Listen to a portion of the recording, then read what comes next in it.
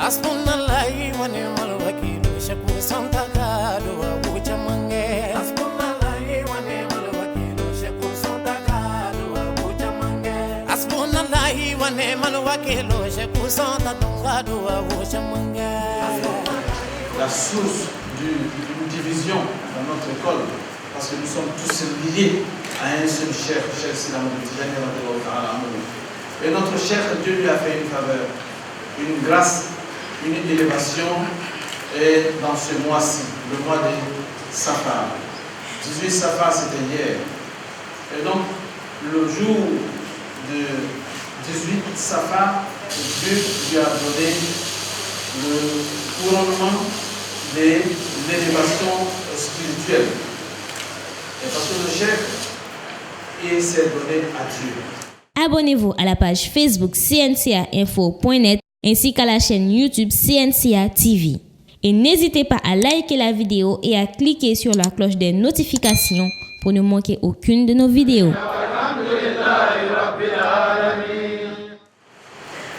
Il a commencé d'abord par l'islam.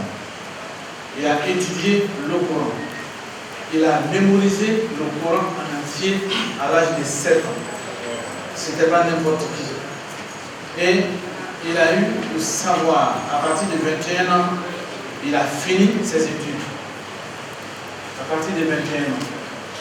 Et donc c'est à partir de 21 ans qu'il a commencé à faire la recherche de la spiritualité. Après avoir fini avec le premier niveau qui est la charia, il a appris tous les livres qui sont des livres malikites qui traitaient la charia. À partir de 21 ans, il avait fini avec ça. Donc, notre chef, il a fait des retraites spirituelles. Il a rencontré des grands maîtres, fait des retraites spirituelles. Et à travers ces retraites spirituelles, ce sont des retraites spirituelles discontinues. Des fois, il pouvait faire 6 mois, 1 an, 2 ans, 3 ans, même 7 ans. Il a même fait 12 ans de retraite spirituelle. Et quand on combine tout, ça nous donne environ 27 ans, sinon au-delà. 27 ans de retraite spirituelle. Chers frères, chers sœurs, quand on parle de retraite spirituelle, il y a des madames ici, il y a des chouyours ici dans cette zaouia. Et quand on dit la retraite spirituelle, al-khalwa, un musulman qui prend le Coran, sinon qui prend un nom de Dieu parmi les 99 noms de Dieu, ou bien qui prend une partie du Coran, qui rentre dans la maison et qui s'adonne à l'adoration de Dieu et qui est coupé du monde, qui est coupé de tout ce qui est, de tout ce qui lie l'homme à la vie d'ici-bas, et qui s'est mis en relation directe avec son Seigneur. Même si vous faites ça ici chez vous, si vous passez par la voie normale, je ne parle pas des retraites spirituelles que nous voyons aujourd'hui, parce qu'il y a des retraites spirituelles qu'on appelle le repos spirituel. On rentre dans la maison, on remplit le réfrigérateur de poulet, de lait, de beurre, de café et tout. Et chaque fois qu'on est fatigué, un peu, on ouvre le réfrigérateur et puis il y a le micro-ondes à côté. On chauffe un peu de poulet, on mange, on boit du lait, on prend du jus. Et on va se reposer, on dort un peu, après on se lève, on lit un peu le Coran. Ça se fait aussi. C'est une sorte de retraite spirituelle, mais ça n'a rien à voir avec la retraite spirituelle de notre cheikh. Quand on parle de retraite spirituelle, les gens qui ont fait les vraies retraites spirituelles sont dans cette zaouia. Ils le savent, ils savent de quoi je parle. Parce que quand tu fais les vraies retraites spirituelles, tu dois être végétarien. La vraie retraite spirituelle, il faut être végétarien pour être lié à Dieu et pour avancer correctement dans ta voie. Sinon, ta retraite spirituelle va être une retraite spirituelle moderne et ça va peut-être t'aider un peu, mais pas pour atteindre le but que tu recherches. Notre cheikh, Cheikh Ahmad Tijani radiallahu ta'ala anhu, après 27 ans, sinon plus que ça, Dieu lui a donné une place très élevée auprès des hommes de Dieu. Parce que à chaque période, Dieu donne une place à des hommes de Dieu, la place de la sainteté. Et il y a peut-être il y a beaucoup de saints dans le monde. Peut-être que s'ils ne sont pas dans votre pays, s'ils ne sont pas dans votre quartier, s'ils ne sont pas dans votre commune, vous ne le savez pas. Sinon, les hommes de Dieu, ceux qui sont proches de Dieu, et ceux qui sont liés à Dieu, qui ont eu la chance d'être élus de Dieu, ils existent, ils sont partout. Et selon certains savants, selon certains guides, qu'il y a 124 000 saints à chaque fois dans le monde. 124 000, et le nombre ça ne diminue pas.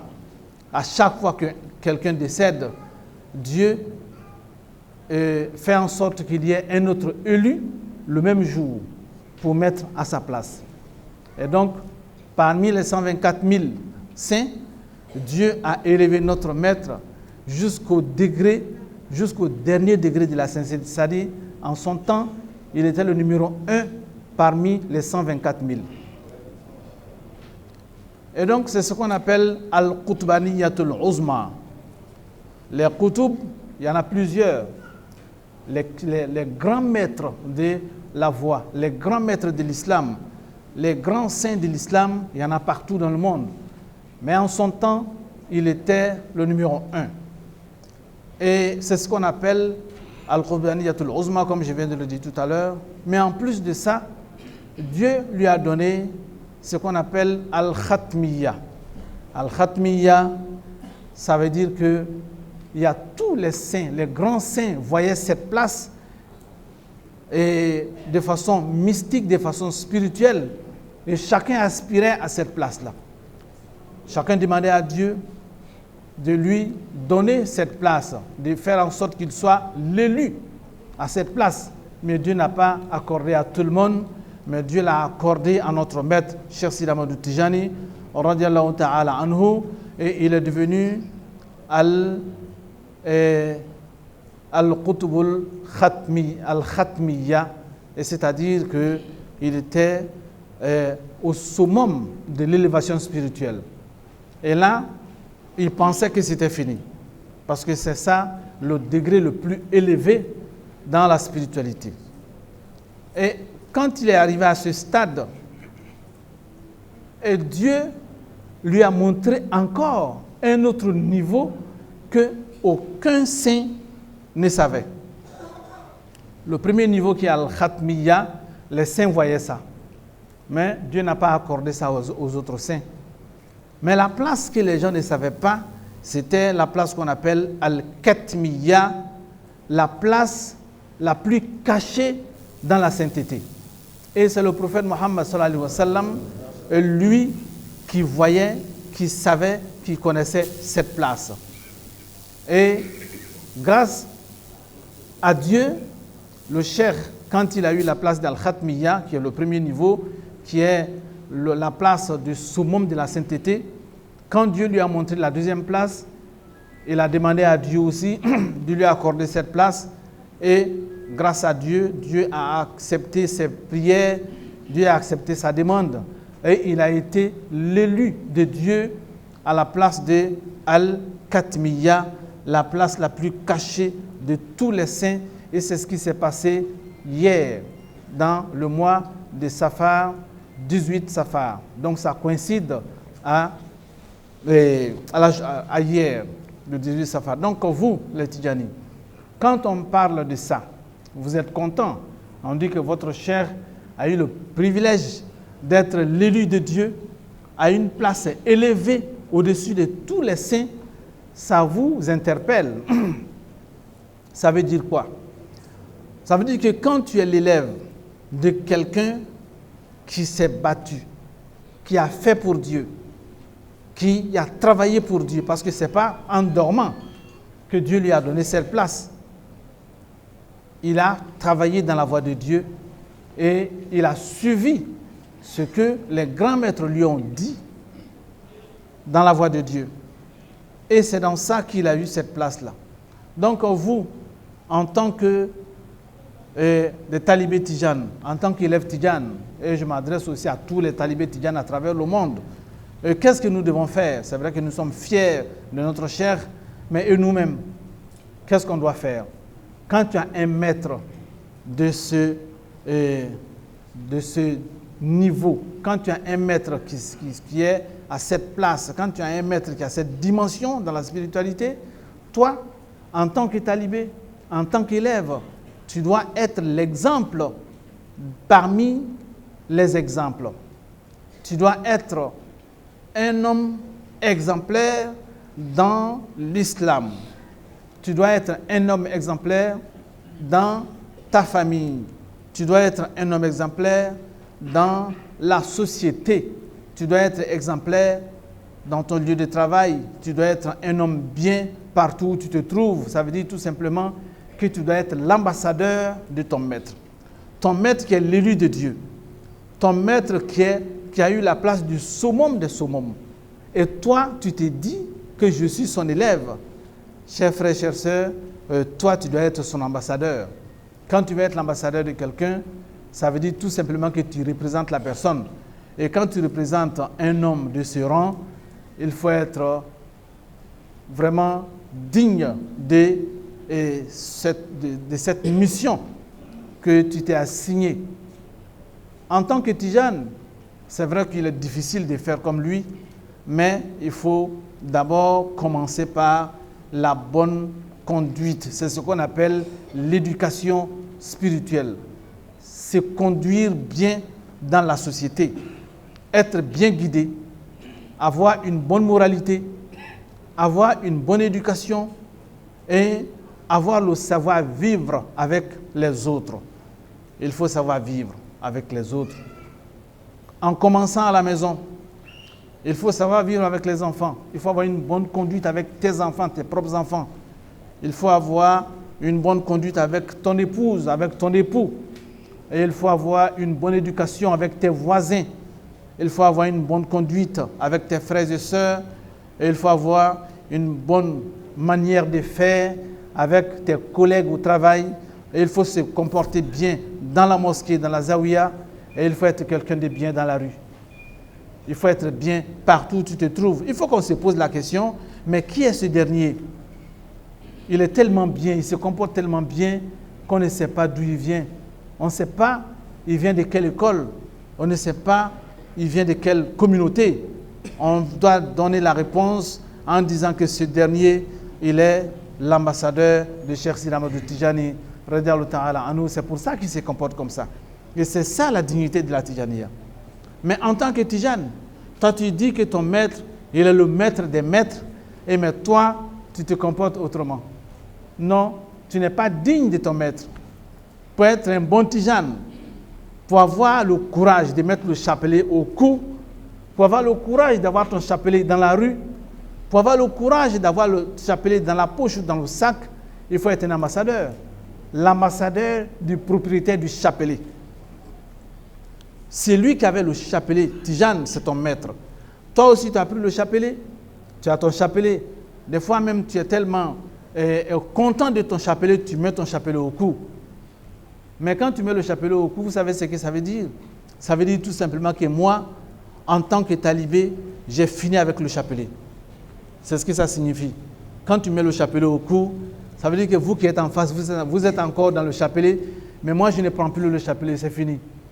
Parce que je suis arrivé à une place où Dieu m'a élu et je suis devenu un élu de Dieu et je n'ai même plus besoin de chapelet. Si je veux demander à Dieu, il suffit de faire quelques invocations avec les doigts et ça suffit. Mais toi, tu mets le chapelet, tu ne sais même pas ce que ça veut dire. Tu mets le chapelet au cou, mais les savants, les avertis te regardent. Ils se disent que mais celui-là, il dit quoi? Il nous dit qu'il a fini avec le chapelet. Mais est-ce que c'est vrai? Mais sur place, on voit dans ton comportement que tu n'as même pas encore commencé. Parce que tu ne te comportes pas bien. Il faut être l'exemple de ton cheikh, l'exemple de ton maître. C'est ça, un homme de Dieu, c'est ça le Tijani. Un Tijani, quand on dit que tu es un Tijane, il faut savoir que le Tijane, tu peux avoir beaucoup d'ennemis. Tu peux avoir des détracteurs. Il peut y avoir des gens qui ne t'aiment pas, qui ne t'admirent pas, parce qu'ils ne te connaissent pas. Mais toi aussi, il faut faire attention en te comportant bien, en respectant la charia, en respectant ce que l'islam a donné, en respectant ce que l'islam nous a demandé. C'est en cela que tu vas faire honneur à ton cheikh. Mais les gens te disent que celui-là, il ne prie pas correctement, il ne fait pas l'islam comme nous, on veut comprendre l'islam. Et tu donnes raison à certaines personnes. Non, non, non, ce n'est pas ça le vrai Tijane. Un bon Tijane, c'est d'abord un bon musulman. Parce que dans le commandement de la Tijaniya, quand tu deviens Tijane, on te dit qu'à partir de maintenant, il faut être à la mosquée pour faire tes prières. En tant que Tijane, il est recommandé d'être à la mosquée. Sauf en cas de force majeure, tu peux chercher un groupe en dehors de la mosquée pour prier avec eux. Sinon, il est recommandé à tous les Tijanes d'être dans la mosquée, soit dans ton quartier, soit dans ton lieu de travail, soit partout où tu te trouves, tu dois être un homme qui doit partir prier, faire ses prières dans une mosquée. C'est ça la recommandation de la Tijaniya.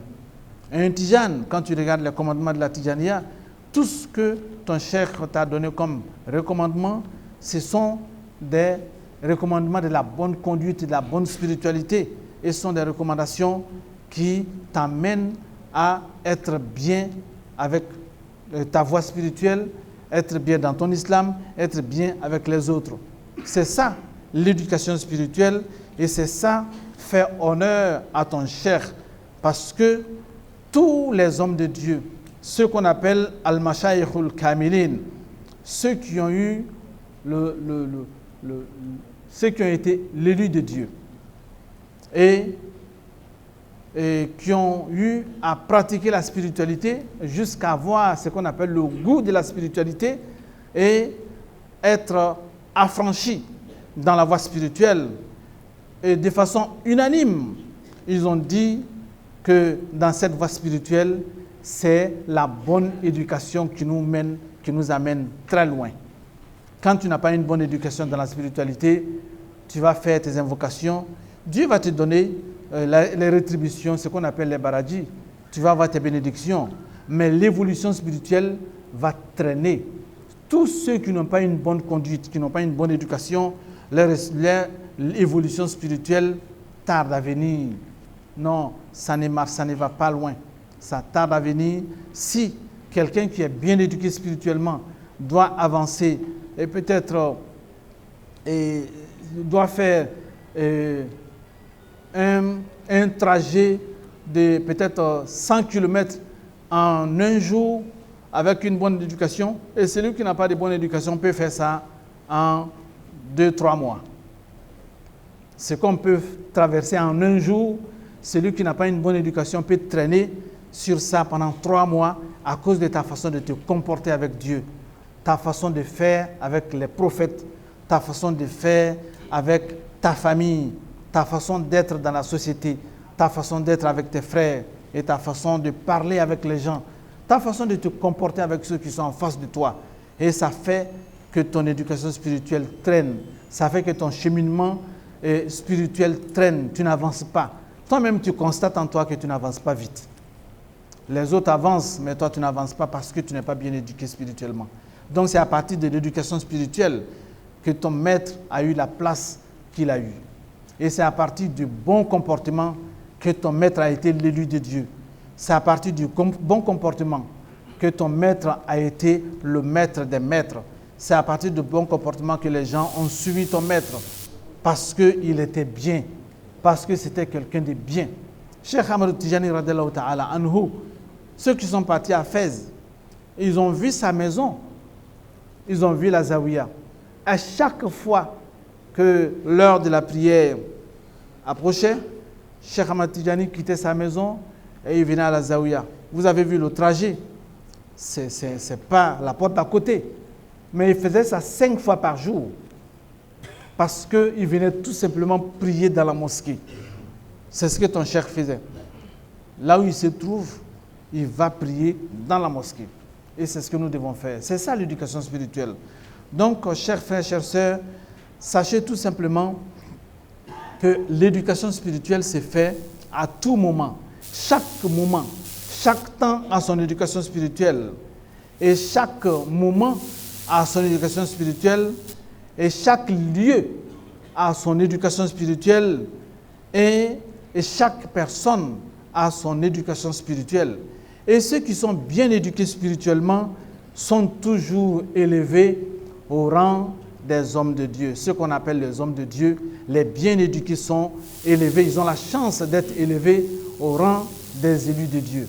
Mais ceux qui n'ont pas la bonne éducation n'ont pas cette chance-là. C'est vrai qu'ils vont avoir ce que tout le monde peut avoir, mais le don, le cadeau que Dieu fait aux autres, le cadeau spirituel que Dieu donne aux autres, c'est ce qu'on appelle lahumul bushra. Ils ont la satisfaction morale ici-bas. Ils ont ce qu'on appelle la joie de vivre, la joie d'être musulman, la joie d'avoir la foi. Ils vivent leur foi. Mais toi, parce que tu n'es pas bien éduqué, tu ne peux pas vivre ta foi. C'est vrai, tu pratiques ton islamité, tu pratiques ta religion, mais tu ne vis pas ta foi. Vivre sa foi, c'est d'avoir le goût de ce que tu fais. Parce que pratiquer l'islam, il y a 2 façons. Je pratique l'islam parce que Dieu, c'est la loi de Dieu. Si je ne pratique pas, c'est la sanction de Dieu qui m'attend demain. C'est ce qui est écrit dans tous les livres révélés. Dieu te dit, il faut reconnaître l'unicité de Dieu. Dieu qui t'a créé, il faut savoir qu'il existe. Tu es d'accord? Si tu n'es pas d'accord, si tu dis que ce n'est pas Dieu qui t'a créé, il y a un jugement qui t'attend. Dieu te demande de faire tes prières. C'est ce que tous les envoyés ont dit à leur communauté. Priez pour Dieu. Si tu dis que je ne prie pas pour Dieu, il y a un jugement qui t'attend demain. Il faut savoir que le prophète qui est venu vers toi, c'est un envoyé de Dieu. Vraiment, c'est vrai qu'il est venu de Dieu. Et comme les autres envoyés, et le livre qui t'a donné, c'est un livre qu'on appelle les livres révélés. Il faut croire en cela. Si tu ne crois pas, si tu refuses le livre de Dieu, il y a un jugement qui t'attend demain. Et Dieu te dit que dans son livre, il est dit qu'il y aura la fin du monde. Ce qu'on appelle le dernier jour, ça va se faire un jour ici. Si tu ne crois pas en cela, il y a le jugement qui t'attend demain. Il y a quelqu'un qui est venu poser la question au prophète Mohammed sallallahu alayhi wa sallam. Il dit, mais vous nous parlez de tous les jours, on parle du dernier jour, on parle le jour de la résurrection, on parle de la fin du monde. Mais comme toi tu es un prophète, à quand cette fin du monde? Ça va se faire quand? Le prophète lui demande, tu as envie de savoir ça? Il dit oui. Il dit, mais qu'est-ce que tu as préparé pour cette fin du monde? Qu'est-ce que tu as préparé pour ça? Avant de poser la question de savoir le jour de la fin du monde, mais toi tu as préparé quoi pour cette fin du monde? Il dit que moi je n'ai pas préparé grand-chose, mais seulement j'aime le prophète, j'aime Dieu. Il dit donc si tu aimes le prophète, tu aimes Dieu, tu vas être avec le prophète que tu aimes le jour de la résurrection.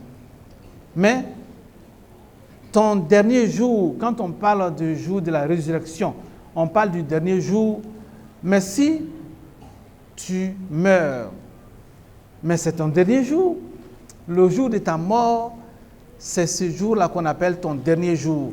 Même si les autres ne sont pas partis ce jour-là, mais toi tu es parti, toi tu verras ce qui se passe de l'autre côté. Ça c'est certain. Chacun de nous va subir cela un jour. Chacun de nous va partir, chacun de nous va rendre l'âme, et chacun de nous va mourir, et chacun de nous va être enterré dans une tombe, et chacun de nous va rendre compte Dieu, va rendre compte chez Dieu un jour. Et donc avant cela, il faut bien se comporter. Avant cela, il faut bien comprendre ton islam, il faut apprendre à connaître ton islam, il faut bien pratiquer ton islam, il faut te comporter bien. Pour finir, le prophète Mohammed sallallahu alayhi wa sallam, quand Dieu voulait parler de lui dans le Coran, quand Dieu voulait le qualifier, quand Dieu voulait dire qu'il est quelqu'un de bien, Dieu lui a donné la prière, certes, mais quand le prophète priait, il pouvait faire plus d'1 heure à faire une seule rakat, plus d'1 heure. Il a tellement prié jusqu'à ce que ses pieds s'enflent. Mais toi, même si tu fais 10 minutes dans une rakat, tu dis aux gens que moi j'étais dans mes longues prières hier. J'ai fait des longues prières, 10 minutes dans chaque rakat.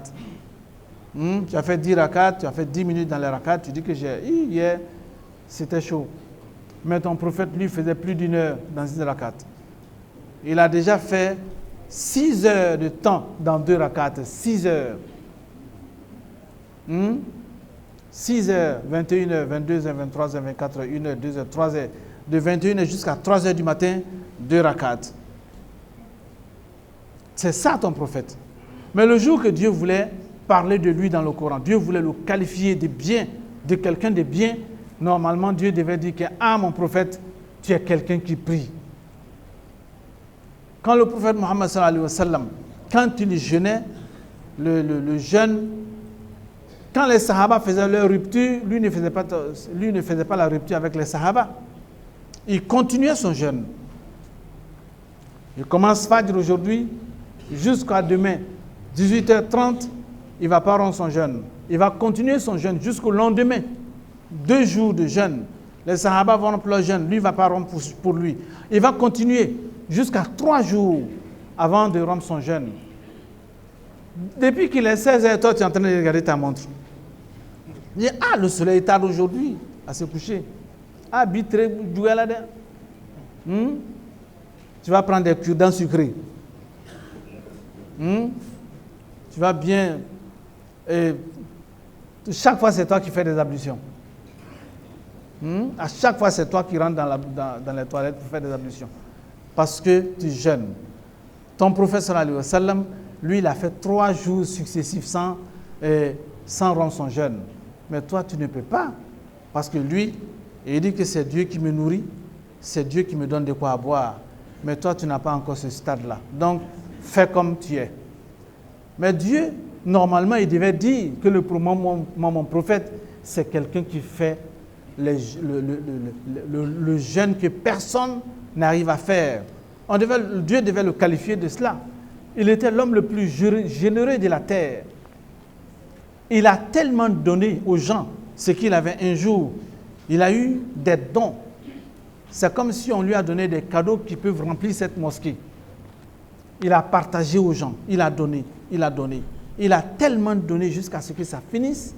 Il n'y avait plus rien. Il avait un seul habit sur lui. Il y a un pauvre qui est venu, qui a prophète sallallahu alayhi wa sallam, j'ai appris que tu as donné des cadeaux à tout le monde aujourd'hui. Mais moi, je n'étais pas là. J'ai appris ça. J'étais au village. Donc, je me suis déplacé pour venir prendre ma part, cher prophète. Le prophète ne lui a pas dit que c'est fini. Il dit, viens, je vais te donner ta part. Quand il est rentré chez lui à la maison, il a enlevé le seul boubou qu'il avait, le seul habit qu'il avait, et il a donné aux pauvres. Et il est resté à la maison sans habit. C'est ça. C'est ça ton prophète. Mais toi, ta poche est remplie. Quand on dit fils Abdallah est dans la mosquée, tu attends que les autres donnent d'abord. Ils ont donné combien? 25. Pour moi, je vais donner 100 francs. Je donne 500 francs, j'ai dit la monnaie. Tu dis doucement, il ne faut pas que les autres vont entendre. Donne-moi la monnaie. Mon frère, ça va le donner. Toi, ton prophète, il a tout donné. Toi, tu donnes 500 francs, tu réclames la monnaie. Alors que Dieu n'a pas eu peur de te donner. Mais quand toi, tu dois donner à Dieu, tu as peur de donner à Dieu. Ce n'est pas normal. Il faut être généreux comme ton prophète l'a fait, sallallahu alayhi wa sallam. Mais Dieu, quand il allait parler du prophète dans le Coran, normalement, il devait parler de ce jour exceptionnel. Quand le prophète a tout donné, ça c'est un jour exceptionnel. Ce n'est pas donné à tout le monde, dans la vie de tout le monde de faire ça. Mais quand Dieu devait parler de lui, qu'est-ce qu'il a dit? Dieu n'a pas parlé de sa prière, de ses longues prières. Il n'a pas parlé de ses jeûnes. Il n'a pas parlé de sa générosité. Il n'a pas parlé de son acte d'adoration. Il n'a pas parlé de ses prosternations, ses longues prosternations. Il n'a pas parlé de ses invocations. Dieu a parlé de quoi? Dieu dit wa innaka la'ala khuluqin azim. Très certainement, tu es quelqu'un d'un caractère extraordinaire. Tu es quelqu'un de bien. Tu as un bon caractère, tu te comportes bien avec moi. Tu te comportes bien avec ta femme. Tu te comportes bien avec tes enfants. Tu te comportes bien avec tes compagnons. Tu es bien avec les pauvres. Tu es bien avec les riches. Tu es bien avec les hommes et tu es bien avec les femmes. Et tu es un homme exceptionnel parce que tu es quelqu'un de bien éduqué. Et Dieu dit que c'est moi qui t'ai éduqué. C'est ce que le prophète a dit sallallahu alayhi wa sallam. Addabani Rabbi fa ahsana ta'adibi. C'est mon Seigneur qui m'a éduqué. C'est pour ça que mon père est décédé. Je ne l'ai pas vu. Quand je suis né, mon père n'existait. Il ne vivait plus. J'étais orphelin. À l'âge de 5-6 ans, il a perdu sa maman. Il était orphelin. Donc, son père ne l'a pas éduqué. Sa mère ne l'a pas éduqué non plus. Qui l'a éduqué? Son Créateur, Dieu. C'est pour ça que le prophète dit sallallahu alayhi wa sallam que c'est mon Seigneur qui m'a éduqué et il a parfait mon éducation. Donc, c'est ça l'homme. C'est à travers ça que ton cheikh a eu la place de l'élu de Dieu qu'on appelle Al-Khatmiya wal-Katmiya. Donc, chers frères et sœurs, ton maître, c'était un homme de Dieu, un élu de Dieu, un grand saint, ton maître. Mais toi, tu es qui? Toi, tu as fait quoi? Toi, tu veux être qui? Tu veux être comment? Comporte-toi bien pour que tu aies aussi une petite place auprès de Dieu. Pour connaître ton évolution vers Dieu, pour savoir que Dieu t'aime. Parce que quand Dieu ne t'aime pas, tu ne deviens pas un élu de Dieu. Non. Dieu, quand il t'aime, c'est à partir de ce moment-là qu'il commence à te mettre parmi les élus de Dieu. Mais pour savoir que Dieu t'aime, comment tu fais? C'est un test, ce n'est pas compliqué. Pour savoir que Dieu t'aime, il faut tout simplement retourner la question à ta personne. Comment est-ce que j'aime Dieu? L'amour de Dieu est comment dans mon cœur? Chacun de vous peut faire ça tout de suite. Chacun n'a qu'à fouiller dans son cœur. Est-ce que j'aime Dieu sincèrement? Pour aimer Dieu, ça veut dire quoi? Ce que Dieu aime, c'est ce que j'aime. C'est ça l'amour de Dieu. Ce que Dieu n'aime pas, je n'aime pas cela. Est-ce que vous êtes comme ça? Celui qui est comme ça, il n'a qu'à savoir qu'il est l'aimé de Dieu. Quand tu n'es pas comme ça, ça veut dire que tu es en train de chercher à être aimé de Dieu, mais Dieu ne t'a pas encore aimé. Donc, chers frères et sœurs, luttons pour être les aimés de Dieu, pour que Dieu nous aime. Pour que Dieu t'aime, il faut d'abord l'aimer. À partir de ce moment-là, Dieu aussi va t'aimer, Inch'Allah. Sur ce, wassalamu alaikum wa rahmatullahi ta'ala wa barakatuhu.